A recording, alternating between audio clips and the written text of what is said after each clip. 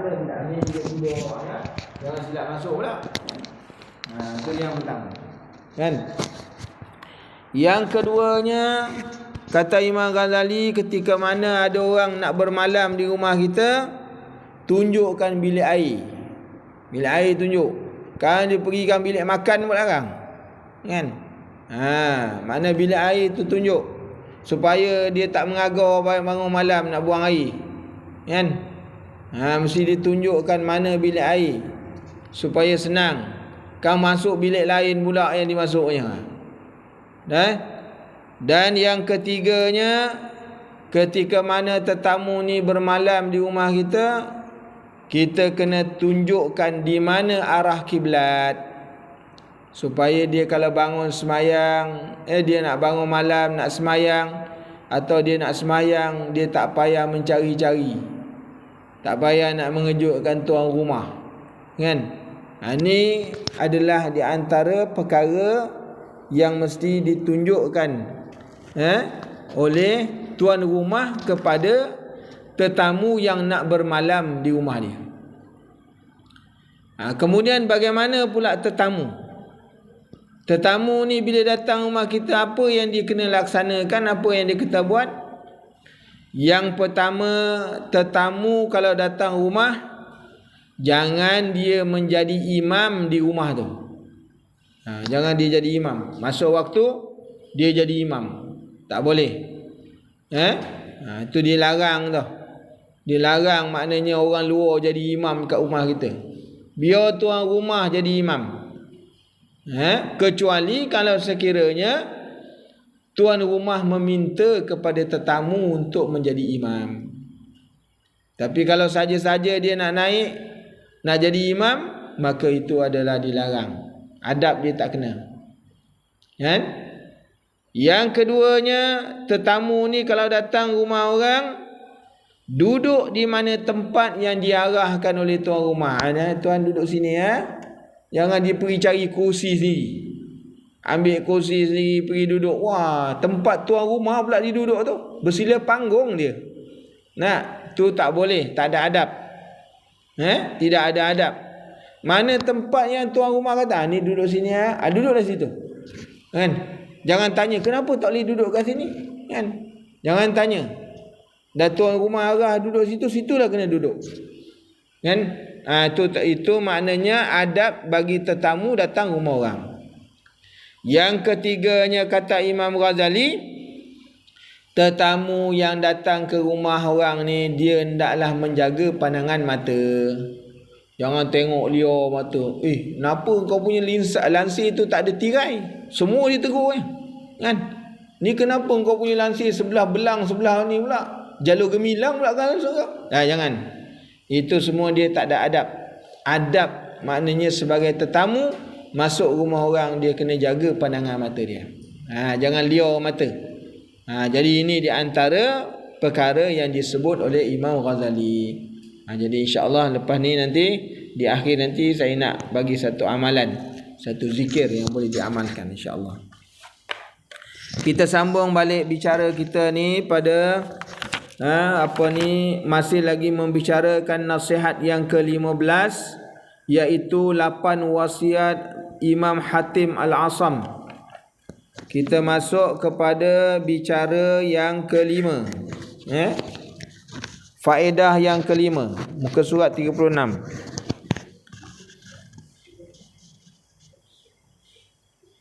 Dia kata apa? Qala musannifu rahimahullahu ta'ala wa nafa'ana Allah bi'ulumihi fi daraini. Sesungguhnya aku melihat ramai orang yang saling maki-memaki dan mengumpat-mengumpat. Dan aku dapati hal ini disebabkan daripada sifat hasad dalam memiliki harta, kedudukan dan ilmu.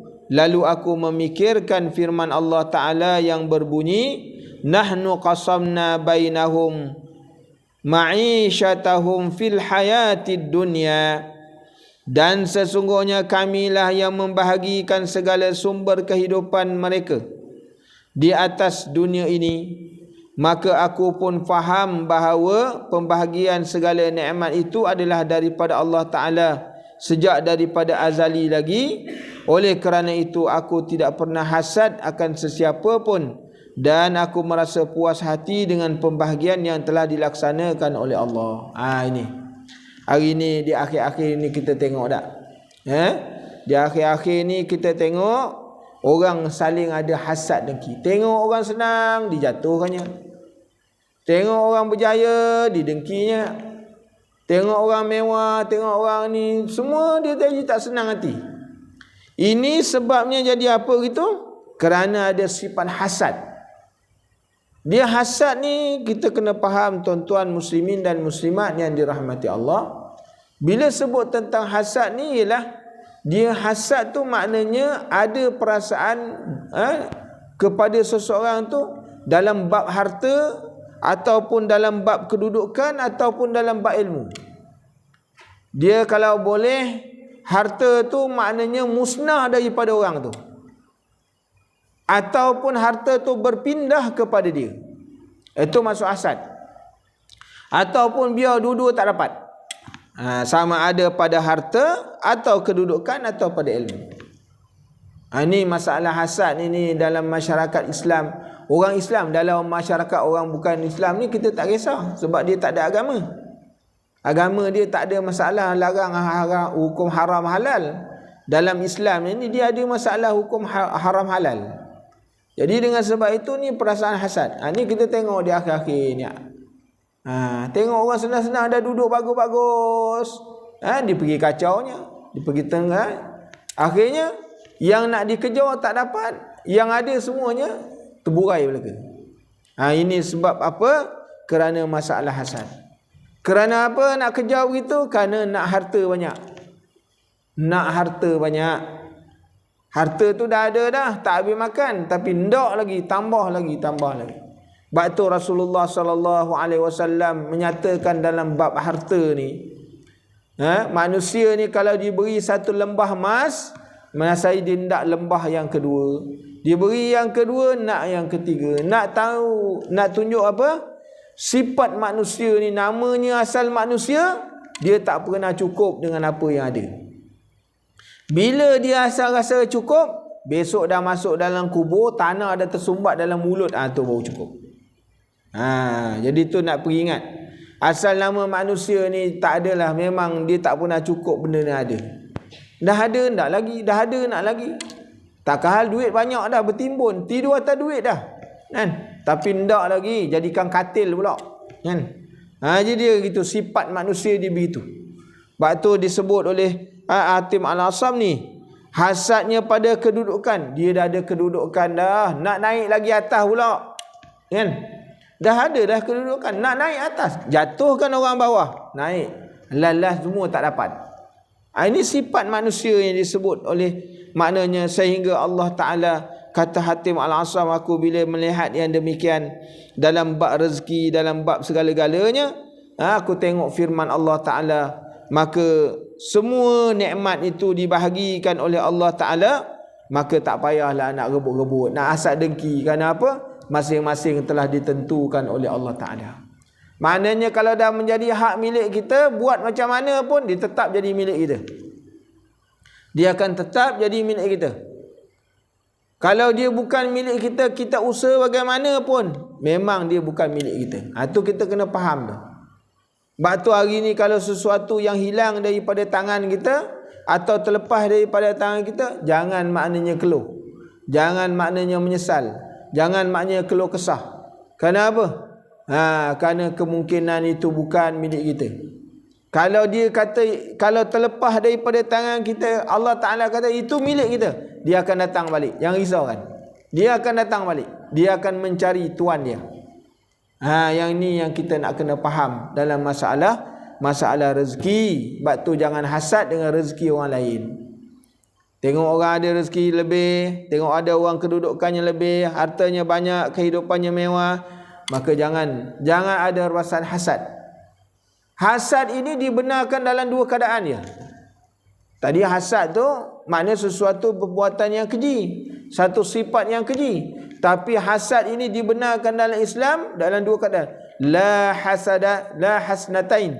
La, maknanya tidak boleh hasad kecuali kepada dua perkara. Yang pertama, ata'allahu rajulun, ata'allahu rajulun, maknanya Allah Ta'ala memberikan kepada seorang lelaki, dia pandai baca Quran, lalu dia baca Quran dan dia beramal dengan Quran dan dia mengajarkannya. Itu kita boleh hasad. Oh ya Allah, kalau aku boleh jadi macam ni, boleh baca Quran, aku pun nak pandai baca Quran, kan? Nanti aku boleh ajarkan pada orang. Hasad yang macam tu tak apa. Yang keduanya, hasad kepada orang yang diberikan oleh Allah Ta'ala harta, lalu dengan harta tu dia menginfakkan harta tu ke jalan orang lain. Itu boleh hasad. Ya Allah, kau berikanlah aku harta supaya aku boleh buat macam orang ni. Dia sekali apa maunya semua dia yang sumbang. Aku tak ada duit, nak sumbang sikit pun tak ada. Itu boleh hasad. Kalau aku jadi kaya, aku nak buat macam ni. Itu tak apa. Itu dibenarkan. Kan?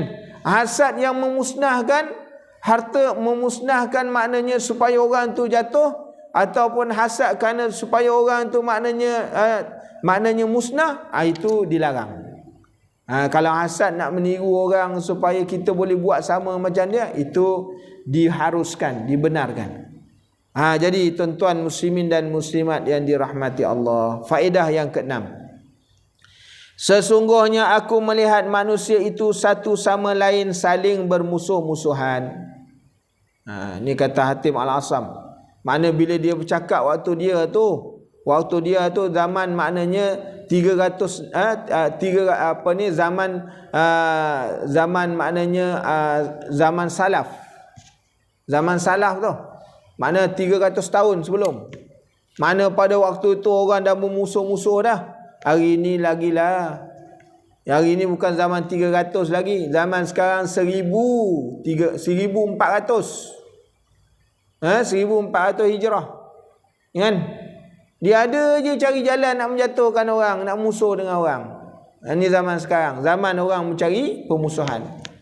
Dan jadi kata Hatim, melihat maknanya manusia ni satu sama lain saling bermusuh-musuh kerana ada satu tujuan. Bermusuh sebab tu ada tujuan. Nak rebut pangkat, nak dapat harta, nak dapat nama, atau sesuatu sebab. Kalau bukan dengan sebab apa harta, atau sebab pangkat, atau sebab mana kedudukan, mungkin sebab lain. Sebab apa tu? Kerana memang tak senang tengok orang tu naik. Ini jenis ni juga. Jenis yang kita tengok zaman-zaman akhir ni. Dia tak tengok orang sedar, duduk jadi bagus, kereta besar. Dia cari jalan macam mana kita nak jatuhkan dia. Ni pelik, zaman pelik. Zaman fitnah banyak. Kan? Zaman orang buat fitnah banyak. Zaman orang terjebak dengan fitnah yang banyak. Lalu maknanya, kata Hatim, aku melihat akan firman Allah Ta'ala, inna syaitana lakum aduum fattakhizuhu aduwa. Sesungguhnya syaitan itu bagi kamu adalah musuh. Sebab apa tu? Sebab apa dia buat macam tu? Suka bermusuh-musuh, suka cari musuh. Sebab mereka ni semuanya dah dirasuk syaitan. Dah dirasuk syaitan belaka. Kan? Bukan dia tak ada duit, bukan dia tak ada pangkat, bukan dia tak ada kedudukan. Yang apa dia nak kacau orang lain? Kerana syaitan yang suruh. Kau kacau dia, kau turunkan dia, kan? Kau jatuhkan dia, walaupun kau tak dapat apa-apa. Ini kerja syaitan. Sebab syaitan tu kerjanya apa? Iaitu adalah musuh. Syaitan ni musuh. Kan? Inna syaitana lakum aduwwum mubin. Bagi kamu itu syaitan adalah musuh yang paling nyata. Itu sebabnya Ibrahim bin Adham mengatakan, di antara 10 sebab mengapa kita kalau berdoa Allah Ta'ala tak perkenankan doa kita. Ibrahim bin Adham kata, ada 10 sebab mengapa kalau kita berdoa, maknanya kita punya doa tak diperkenankan. Kata Ibrahim bin Adham, yang pertama, sebab doa kamu tak diperkenankan, bahawa kamu kata mati itu benar, tapi kamu tak bersiap untuk mati. Kan? Kita kata, semalam ada dia, pagi ni mati dah. Kan? Kita kata mati itu benar, setiap orang akan mati. Kullu nafsin za'iqatul maut. Tapi kita tak bersiap nak mati. Leka dengan dunianya, leka dengan macam-macam. Tak ada persiapan langsung. Nak buat amalan ke nak tahu. Umur makin tua. Lagi satu hari bertambah umur. Daripada dulu tak ada berkaki 2, sekarang dah berkaki 4 pula. Tambah 2 kaki lagi. Jalan tak. Daripada dulu matanya 2, tambah lagi 2, dia jadi 4 mata dah. Maknanya dah bertambah-tambah. Kan? Dulu jalannya tegak, sekarang jalan dah sengit dah. Kan? Pijak main sebelah kaki je. Ni kenapa kak jalan sengit je? Alah, kaki ni dah tak kuat. Kaki dah tak kuat. Kan? Ni kalau pijak sebelah ni patah pula dia kata. Maknanya dah lah mengenal begitu, tak bersiap nak mati. Sibuk lalai, hidup dengan lalai, tiap-tiap hari lalai. Tiap-tiap petang tengok TV tu cerita. Drama bersiri. Bukan main khusyuk, tawaduk lagi tu. Kan? Bukan main. Sekarang petang-petang Sabtu pula tengok cerita Hindustan, menangis-nangis tengok cerita Hindustan. Nak. Kita tengok tu. Lalai. Mati tu pasti, tapi lupa nak mati. Yang keduanya kata Ibrahim bin Adham, kamu hantar orang ke kubur, tapi engkau tak ingat bahawa satu masa engkau akan masuk dalam tu. Tu dia. Dia tahu dia hantar orang mati, siap nak masuk lagi dalam lubang tu. Siap menurunkan mayat dalam lubang, tapi tak bersedia besok orang masukkan dia pula. Tu sebab kata Ibrahim bin Adham, kenapa doa kamu tak diterima? Kemudian kata Ibrahim bin Adham, kamu tahu bahawa syaitan itu musuh, tetapi engkau ikut dia. Apa yang dicakap semua engkau ikut. Apa yang dibisikkan semua kau ikut. Itu Ibrahim bin Adham kata. Sedangkan kita tahu syaitan tu musuh, tapi banyak orang yang ikut syaitan. Yang keempatnya kata Ibrahim bin Adham, kenapa makna doa kamu tak diterima oleh Allah Ta'ala? Engkau tahu bahawa sesungguhnya neraka itu adalah tempat seksaan, tapi engkau tak berusaha untuk menjauhkan diri engkau daripada neraka. Dia dah. Sebab tu kita doa, ya Allah perkenankanlah doa, tapi tak diperkenankan. Sebab apa? Banyak perkara-perkara yang kita ni dilarang tapi kita buat. Jadi tu. Itu boleh tengok dalam kitab apa tu? Dibicarakan oleh dalam kitab tasawuf, dibicarakan. Kan? Jadi maknanya kata Ibrahim, kata Hatim Al-Asam ni, bahawa dia kata manusia ni saling bermusuh-musuh dengan satu tujuan, dengan sebab kerana apa? Kerana mereka ni dipengaruhi oleh syaitan. Kan? Jadi nak tahu sebab tu syaitan ni kerja dia memang macam tu, kita tak boleh marah dia. Memang SOP ke syaitan tu mempengaruhi orang, mengajak orang buat jahat, kan? Tu SOP dia. Yang kita ikut lah Ustaz. Kan? Kita tahu dah Allah Ta'ala sebut syaitan ni musuh yang paling nyata. Kita yang ikut, kita lah yang salah. Jadi dengan sebab tu kena jaga-jaga. Yang ketujuhnya kata kata Hatim Al-Asam, sesungguhnya aku melihat setiap orang bersungguh-sungguh dan berusaha dengan sepenuh tenaganya untuk mencari makan dan sumber kehidupan, dan terkadang ia terpaksa mengambil yang syubhah dan yang haram. Lalu ia terpaksa menjual harga dirinya dengan air mukanya. Lalu aku memikirkan akan firman Allah Ta'ala, wa ma min dabbatin fil ardi illa 'ala Allahi rizquha, dan tidak ada daripada sesuatu yang melata di muka bumi kecuali rezekinya telah dijamin oleh Allah Ta'ala. Maka aku pun mengetahui bahawa rezekiku di tangan Allah, dan telah dijamin oleh Allah, lalu aku hanya sibuk mengerjakan ibadat kepadanya dan aku putuskan segala harapanku dengan selain daripadanya. Ni yang ketujuh kata Hatim. Hari ini tuan-tuan, ibu-ibu muslimin dan muslimat yang dirahmati Allah, kita ni berusaha sungguh-sungguh dengan sepenuh tenaga cari makan dan sumber hidup. Kadang-kadang tu bila cari makan sumber hidup tu sampai tak sempat, kan? Sambil-sambil bungkul nasi melemak pun boleh tertidur. Penat tu. Tak?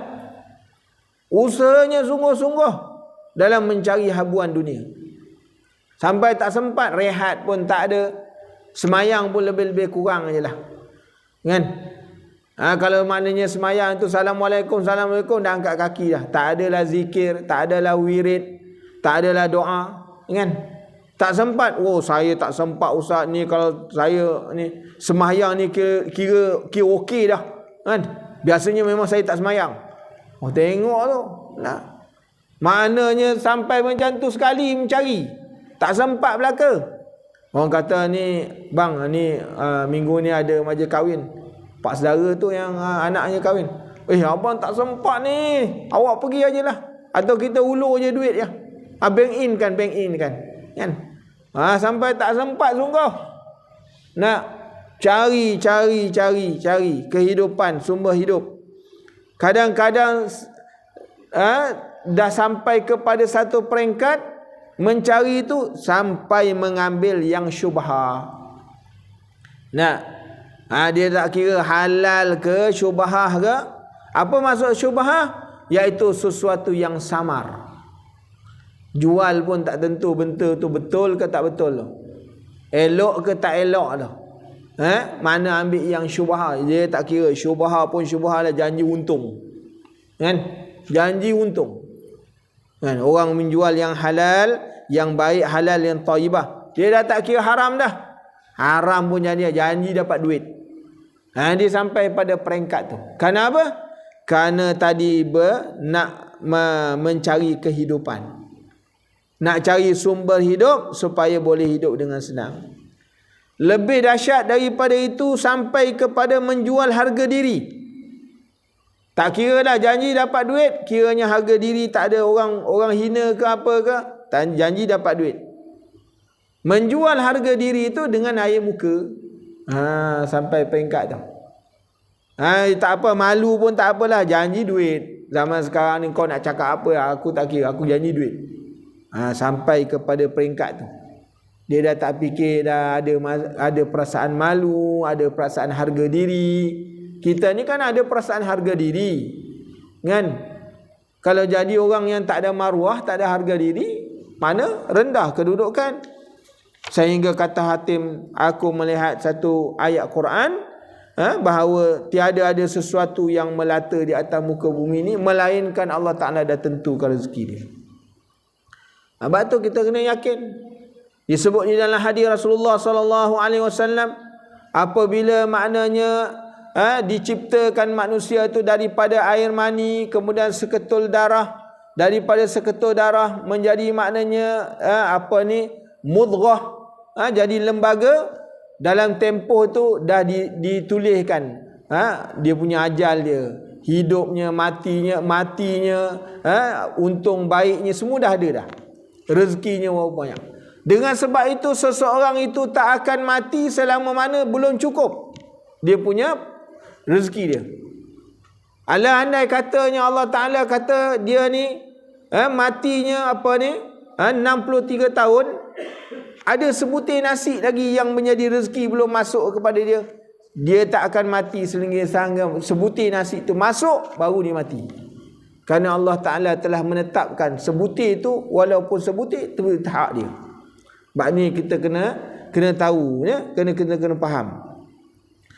Dan yang ke-8-nya kata Hatim Al-Asam, sesungguhnya aku melihat setiap orang ada memiliki sesuatu yang menjadi pegangannya. Sebahagian mereka menjadikan dinar dan dirham sebagai pegangan.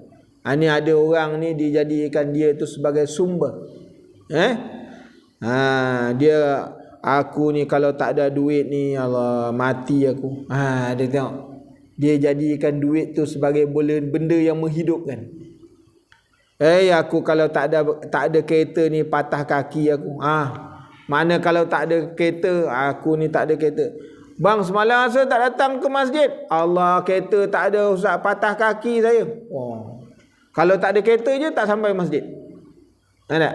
Dia menjadikan pegangan tu. Menjadikan maknanya alasan dia. Ada orang menjadikan duit, dinar, dirham, dan menjadikan harta atau kerajaan sebagai pegangan. Dan ada pula yang menjadikan kemahiran atau pekerjaan sebagai pegangan. Ni ada orang jadikan macam tu. Saya ni kalau tak ada kerja, saya tak boleh hidup, Ustaz. Tak boleh hidup. Saya tak boleh hidup kalau tak ada kerja. Ada orang kata, saya ni kalau tak ada duit, saya tak boleh hidup. Dia menganggap bahawanya duit tu boleh menghidupkan. Berapa banyak orang yang tak ada duit hidup. Berapa banyak orang yang tak ada. Kalau tengok di kampung hulu tu, musafirnya banyak, kerja tak ada, tapi gemuk daripada orang yang jaga masjid. Tiap-tiap hari makan pisang, kan? Setandan pisang dia makan. Makan pisang je kerjanya tiap-tiap hari. Gemuk pula. Bertahun-tahun duduk dekat masjid kampung hulu. Ada yang duduk sampai 15 tahun. Rumah pun tak ada, kerja pun tak ada. Dia makan apa? Apa yang orang hantar sedekah-sedekah. Pak Iman tukang baca doa, dia yang tukang sebat. Kan? Hidup pula.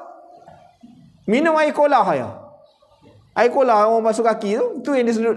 Dia sedut tiap-tiap hari. Bukan main gemuk. Yang tukang masak kurus je. Sebab cium bau tak lalu makan. Tengok boleh hidup. Sebab tu kalau kita mengatakan bahawa duit, wang ringgit tu boleh menjadi sumber kehidupan, tak. Kalau hari ni kita kata maknanya tak ada pekerjaan tu sebagai sumber kehidupan, tak. Ada orang yang tak ada kerja boleh hidup. Dia boleh hidup dengan tak ada kerja. Rezeki dia tu ada pula tu. Malah kerja tapi rezeki ada. Dia duduk kat masjid dia. Kalau duduk tu menolong tak apa, tapi tolong membaham dia. Tolong membaham dia. Ramai. Kalau di masjid kampung hulu tu, bukan main ramai musafir. Kan? Mana yang kalau musafir daripada Melaka tak heran. Ni jauh-jauh tu. Duduk rumah pun tak ada, itulah. Duduk mana? Tidur di anjung masjid. Anjung masjid. Pagi-pagi kalau ada orang hantar, sebab di masjid kampung hulu tu dia rezekinya mewah. Pagi-pagi ada orang hantar nasi bungkus. Dia hadap je sekali kan, bukan sebungkus, berbungkus-bungkus dia makan. Tak? Baik hidup. Boleh hidup. Kan? Tak ada air mana? Air paip digugupnya. Hidup juga. Campur-campur klorin pun boleh hidup. Kan? Boleh hidup. Kalau kita mengatakan bahawa hidup ni dengan adanya wang ringgit, adanya makna kemahiran pekerjaan, salah lah. Sebab apa? Sebab Allah Ta'ala berfirman, wa man yatawakkal 'ala Allahi fahuwa hasbuh, innallaha balighu amri, qad ja'ala Allahu likulli syai'in qadra. Dan sesiapa yang bertawakal kepada Allah. Sebab tu, tuan-tuan, ibu-ibu yang dirahmati Allah, kita selalu gantung lah. Gantung laqad wa man yattaqillah. Kita gantung kat rumah, kan? Apa faedah ayat tu gantung? Ayat tu kalau dibaca dia dengan yakin kepada Allah Ta'ala, dibaca tiap-tiap pagi 3 kali. Wa man yattaqillaha yaj'al lahu makhraja wa min haitsu la yahtasib. Siapa baca beramal dengan ayat ni, baca dia tiap-tiap pagi 7 kali, nescaya Allah Ta'ala meluaskan akan rezeki dia. Dia gantungnya. Ni gantung ayat apa? Entahlah, saya pun tak tahu, nak baca pun tak kerti. Rupanya wa may yattaqillah ya. Punyalah bengap. Kan? Gantung tapi tak kerti baca. Ayat yang wa may yattaqillah tu besar dia punya faedah dia. Siapa baca tiap-tiap pagi 7 kali baca. Wa may yattaqillah. Surah At-Talaq. Kan? Baca ayat tu 7 kali, beramal, insya-Allah Allah Taala akan luaskan rezeki dia. Siapa yang beramal ni, maknanya ayat tu, kalau sekiranya dia menghadapi masalah kesempitan dalam kehidupan, saya Allah Taala bukakan jalan. Dibukakan jalan. Macam tu, nampak cara nak cari duit, nak dapat rezeki, tahu macam mana nak dapat. Dia Allah Taala bukakan jalan, kesempitan tu bukakan pada dia. Dia beramal lah. Tiap-tiap pagi baca 7 kali. Kan? Tapi baca biar betul lah. Jangan salah baca pula. Kan? Sebab tu dia kata apa? Dan sesiapa yang bertawakal kepada Allah, pasti Allah Ta'ala akan mencukupinya. Sebab tu kena bertawakal. Yakin dengan apa yang Allah Ta'ala bagi. Ya. Orang dulu-dulu, tuan-tuan muslimin dan muslimat, anak bergarus. Tahu anak bergarus? Banyak. Mengemut orang kata. Kalau naik bas mos tu, nak tunggu sampai naik ke atas, naik jenuh driver tu. Dah habis makcik? Belum, dia kata. Belum lagi. Ni ada 3 orang lagi belum naik. Dulu mana ada kereta Grab ni, mana ada? Semua naik bas mos. Kalau nak daripada Melaka tu nak berhenti kat Teluk Mas, daripada Serapah Rodia dah bangun tu, pergi kat loceng. Takut terlepas. Kan tak sadar tekan loceng, kan sampai kat Perenu baru dia berhenti. Puas pula berjalan. Dulu kalau naik bas lah. Jadi maknanya kita tengok apa? Tengok. Ramai anak dulu, orang dulu, sekarang dulu anaknya ramai-ramai. Semua jadi belaka. Kan? Semua jadi belaka. Doktor memang jadi doktor. Sekarang ni orang anaknya ramai doktor tapi enjek sendiri. Main enjek sendiri. Doktor juga tapi mengenjek sendiri. Dia tak ada ya. Orang dulu lah motor getah je. Musim hujan memang getah tak keluar. Dulu buat getah keping. Nak mesin getah keping malas. Buat getah lantun. Dia potongnya getah lantun, ditakungnya pagi, petang nak kutip, tinggal takung je, getah dah hilang. Rupanya orang lain dah mengutip dia. Tapi hidup anak-anak hidup. Makan kangkung tu yang dalam longkang punya, bukan main lagi. Gemuk macam kangkung so dia. Tapi orang sekarang tengok Allah, macam-macam penyakit dia. Kan? Makannya bagus-bagus. Pagi-pagi dah makan burger. Kan? Tapi semuanya penyakit belakang. Jadi kita tengok tu dia. Allah Ta'ala mencukupkan siapa yang bertawakal kepada Allah. Bab tu dalam bab rezeki, dalam bab kehidupan ni, maknanya kita bertawakal dengan Allah. Yakin dengan Allah. Sesungguhnya Allah Ta'ala itu menyampaikan segala urusannya. Menyampaikan segala urusannya. Dan sesungguhnya Allah Ta'ala telah menjadikan bagi setiap suatu kadar yang telah ditentukan. Jadi kita ni dalam bab apa pun semua Allah Ta'ala dah tentukan. Kita usaha macam mana banyak pun Allah kata ini je kau dapat. Maka itu je. Jangan dengan sebab tu jangan dengki dengan orang lain. Jangan hasad dengan orang lain. Kalau Allah Ta'ala kata yang ini je kau usaha sampai besok pagi pun ini je yang kau dapat. Maka itu je lah. Tak usah nak riri kau. Kenapa dia dapat banyak? Tak boleh jadi ni. Tak usah. Kenapa? Engkau buat macam mana pun itu je yang kau dapat. Sebab apa? Kerana Allah Ta'ala telah menentukan qadar. Kita tengok dia. 2-3 hari ni hujan tak?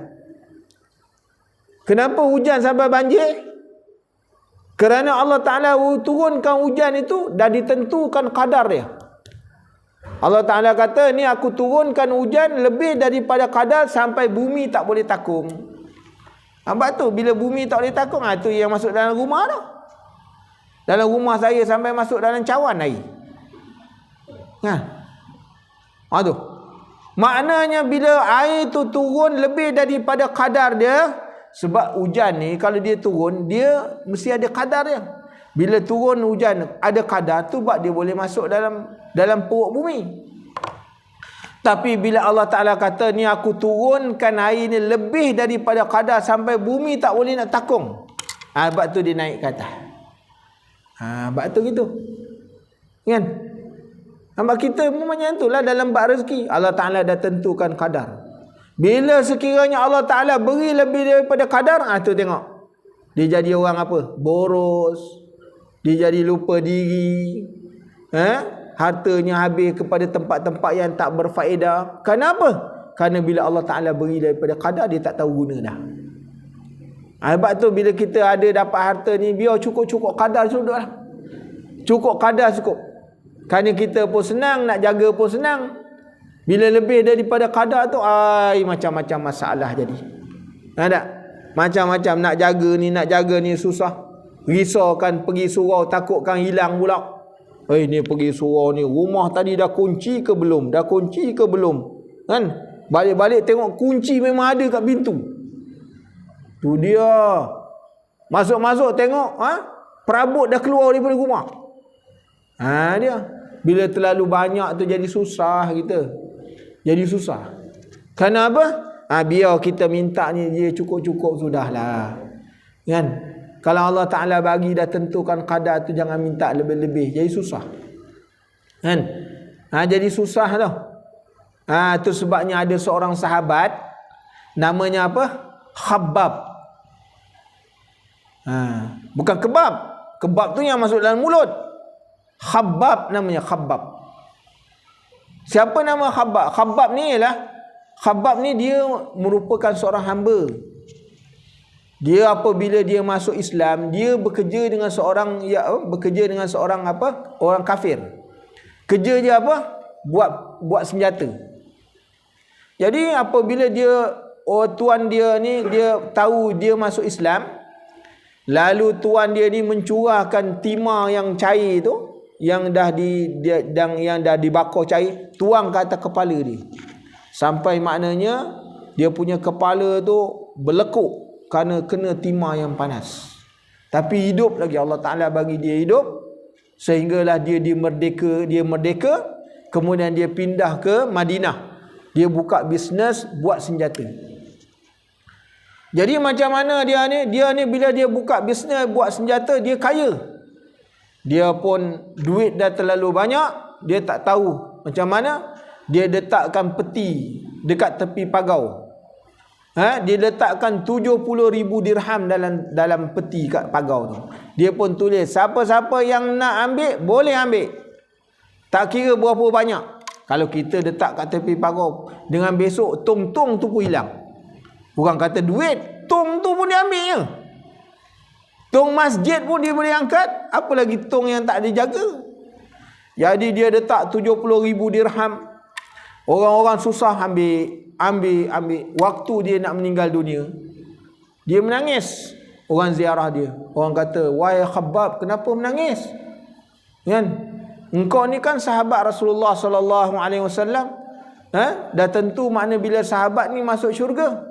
Dia kata, betul. Dia kata, aku ni sahabat. Aku menangis ni sebab duit yang aku masukkan dalam tong tu tak habis-habis lagi. Tak habis-habis lagi. Aku bimbang besok kena soal banyak. Tengok dah. Takut kena soal banyak. Duit yang dimasuk 70,000 dirham tu tak habis-habis orang ambil. Ambil ada lagi tak habis-habis. Jadi kita tengok dia. Bagaimana orang yang yakin dengan Allah Subhanahu wa taala, kan? Maka aku pun terus bertawakal kepada Allah Taala, mencukupkan akan daku, dan Allah Taala itu ialah sebaik-baik tempat berserah diri. Jadi ini 8 perkara yang disebut oleh Hatim Al-Asam setelah dia belajar daripada guru dia selama 30 tahun. Daripada Syakir Al-Balkhi, dia belajar 30 tahun, dia simpulkan 8 perkara yang menjadi intipati daripada belajar dia tadi. Maka kata Syakir Al-Balkhi kepada Hatim, semoga Allah sentiasa memberi taufik kepadamu. Sesungguhnya aku telah membaca Taurat. Pada zaman Syakik ni, dia sempat lagi bertemu dengan kitab-kitab, kan? Kitab Taurat dia baca, kitab Injil dia baca, kitab Zabur dia baca, dan kitab Quran dia baca. Maka aku mendapati isi keempat-empat kitab itu adalah beredar pada perbahasan 8 masalah yang engkau sebutkan tadi. Yang engkau sebut 8 ni dalam kitab Taurat ada, kitab Injil ada, kitab Zabur ada, kitab Quran ada. Dan sesiapa yang beramal dengannya, maka sebenarnya dia telah beramal dengan keempat-empat kitab. Siapa yang pegang 8 perkara tadi yang disimpulkan oleh Hatim Al-Asam, maka seolah-olah dia telah beramal dengan 4 kitab. Kitab apa? Kitab Zabur, kitab Taurat, kitab Injil, kitab Quran. Itu dia. Nah, siapa boleh beramal 8 tu? 8 perkara yang dia sebutkan tadi. Itu sebabnya kita ni hidup itulah disuruh cari benda-benda yang macam tu.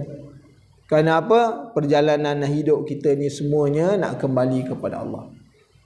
Kita cari banyak-banyak, kita kumpul banyak-banyak, kita tinggalkan sesuatu yang kita tinggalkan. Apa yang kita bawa balik, yang kita masukkan dalam tabung tu. Yang tabung tu. Itu yang besok yang kita akan, yang menemankan kita. Yang masuknya 10 sen, bunyi bukan main kuat, kelenting. Wah, bukan main garang. 10 sennya. Itu yang 10 sen tu yang berbunyi depan Allah Ta'ala. Yang kita makan RM10, RM20, RM1000, kita makan, habis semua jadi najis. Dia tak ada beri apa masalah. Dia semuanya tak memberi kesan, melainkan kepada tubuh badan. Makan banyak-banyak, penyakit pula. Gaut, darah tinggi, kencing manis, yang makan 1000 tadi. Yang masuk dalam tabung tu bunyi yang kuat 10 sen, itu yang berhadapan dengan Allah. Kita dapat tengok dia punya ganjaran pahala. Kan? Itu yang dapat dia tengok. Yang lain-lain besok bila kita mati ditinggalkan. Orang lain guna. Kita ada kereta duk lap tiap-tiap pagi, lap sampai tanggal, lap dia punya cat. Lap, kereta tak bawa, lap tanggal lah cat. Kan? Besok kita mati, anak teropong ni, jaga kau tak nak bawa kereta ni besok aku bawa masuk kebun. Kan? Kau tak nak bawa sayang kerja lap je, lap. Dia tengok muka dia ada muka aku dalam cermin ni. Orang berkilat lagi, tapi tak pernah bawa. Nak orang nak masuk pun tak boleh, kan? Kau nak masuk kena pakai slipper lain. Main tu. Tak boleh kotor kereta. Kereta tak boleh kotor. Besok ayah tak bagi naik ayah punya umur dah nak jalan ni. Siap, aku bawa besok kereta ni sampai tanggal dia roda. Padan dengan muka kau.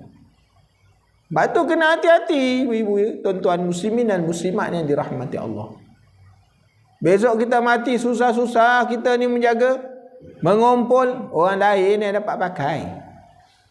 Kita takut nak derma, kita takut nak infak, kita takut nak sedekah. Besok orang lain kita mati, dia yang menghabiskan. Kita balik depan Allah Ta'ala miskin, tak ada apa yang boleh bantu. Kalau ada pun yang kita derma itulah 10 sen, 20 sen, itulah yang sedikit yang boleh. Tapi sikit sangat. Yang orang lain yang mengejar kan, beribu-ribu dia makan. Sebab tu jangan jadi orang yang menyesal di depan Allah Subhanahu Wa Taala. Jadi insya-Allah sebagai penutupnya, sehari ini kita nak bagikan satu amalan. Amalannya mudah ya. Amalannya mudah. Rasulullah sallallahu alaihi wasallam menyebutkan, barang siapa yang membaca zikir ini ketika mana di dalam kesusahan, dia susah, lalu dia baca zikir ni, nasaya Allah Ta'ala bukakan jalan masalah dia. Allah Ta'ala akan selamatkan dia. Apa dia punya zikir dia? Bismillahirrahmanirrahim. La hawla wa la quwwata illa billahil aliyyil azim. Katakanlah hari itu kita susah, Allah Ta'ala beri uji banyak-banyak. Rumah masuk air, banjir, anak pula sakit, suami pula sakit. Waktu tu tengah susah tu baca zikir ni banyak. Bismillahirrahmanirrahim. La haula wala quwwata illa billahil aliyil azim. Satu kisah pada zaman Rasulullah sallallahu alaihi wasallam, ada sepasang suami isteri. Dia ni ada anak perempuan. Satu hari anak perempuan dia kena culik. Dilarikan oleh musuh. Kena culik dah. Dia pun susah hati jumpa Rasulullah. Ya Rasulullah, anak perempuan saya kena culik ya Rasulullah. Itulah seorang anak, dia kata. Apalah yang jadi pada dia? Rasulullah kata, hendak tak aku ajarkan kepada kamu satu zikir? Nasaya kalau kamu baca zikir ini, nasaya Allah Ta'ala akan maknanya memadamkan akan kesusahan kamu. Jadi dia ajar, Rasulullah ajarkan Bismillahirrahmanirrahim. La haula wala quwwata illa billahil aliyil azim. Anak dia yang kena colik tu, pada masa dia tu duduk di dalam tahanan orang tu, orang yang menjaga tu terlelap.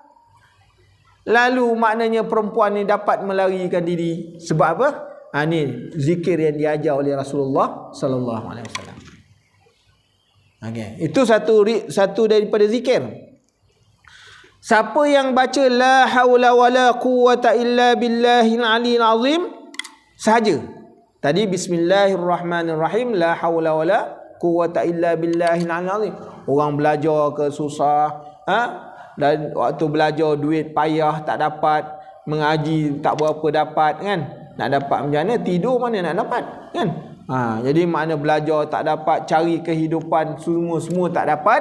Baca doa ni, nasaya Allah Ta'ala bukakan, hilangkan semua masalah kesempitan kita.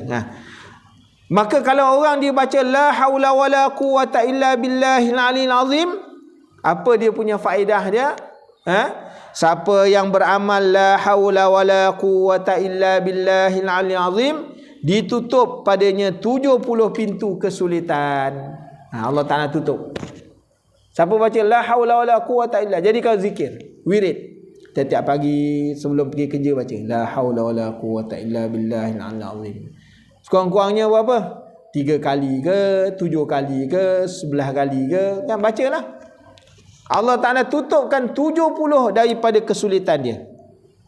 Dan siapa yang membaca la haula wala quwwata illa billahil aliyil azim 100 kali, dihindarkan dia daripada kemiskinan. Siapa baca tiap-tiap pagi 100 kali, nasaya Allah Ta'ala hindarkan daripada kena penyakit miskin. Kan? Miskin orang takut. Jadi baca 100 kali. Kemudian siapa yang membacanya la haula wala quwwata illa billahil aliyil azim, maka disembuhkan 99 cabang penyakit. Mana siapa yang ada penyakit, Allah Ta'ala sembuhkan 99 cabang penyakit, sama ada penyakit rohani ataupun penyakit jasmani. Kalau ada sakit badan, Ustaz, saya ni dah lama menderita sakit Ustaz, baca la haula wala quwwata illa billahil aliyil azim, saya Allah Ta'ala sembuhkan. Ustaz, saya ni dalam dah cek, doktor cek ni tak ada sakit pula, tapi badan ni macam sakit, nak berjalan jadi lemah, macam ditekan-tekan orang Ustaz. Tu penyakit. Saya dah pergi doktor, doktor kata awak ni tak sakit, tapi saya doktor rasa berat badan. Ke mengandung awak ni? Dah tua-tua mengandung apalah Ustaz? Doktor dah monopause dah doktor kan? Apa nak bersalin lagi kan? Itu makna ada sakit. Sakitnya sakit rohani kan? Baca la haula wala quwwata illa billahil aliyil azim. Baca banyak-banyak. Jadi mudah-mudahan dapat beramal dan sampai kepada yang lain. Sebab doa ni senang je. Wirid ni senang, boleh amal sambil-sambil naik kereta, sambil-sambil berjalan, sambil mengetuk lada dalam dalam lesung, semua boleh buat kan? Senang, tak ada masalah. Tak kira waktu uzur tak uzur, boleh baca belaka. Tak kisah. Ada air semayang, tak ada semayang, boleh baca belaka. Yang pentingnya dapat beramal. Mudah-mudahan Allah Ta'ala beri taufik dan hidayah kepada kita. Kita sambung pada masa yang akan datang sekiranya diizinkan oleh Allah Ta'ala. Bismillahirrahmanirrahim. Bismillahirrahmanirrahim. Alhamdulillahirabbil alamin wassalatu wassalamu ala asyrafil anbiya'i wal mursalin wa ala alihi washabbihi ajmain. Allahumma inna nas'aluka ilman nafi'a wa rizqan thayyiban wa amalan mutaqabbala. Allahumma faqihna fid din wa 'allimna ta'wil. Allahumma ya muqallibal qulub tsabbit qulubana ala dinik wa ala ta'atik. Allahumma arzuqna khairal sabah wa khairal masa wa khairal qada wa khairal qadar wa na'udzubika min syarris sabah wa syarril masa wa syarril qadar. Allahumma ja'al awwala yaumina hadza salaha wa awsatahu najaha wa akhirahu falaha ya arhamar rahimin.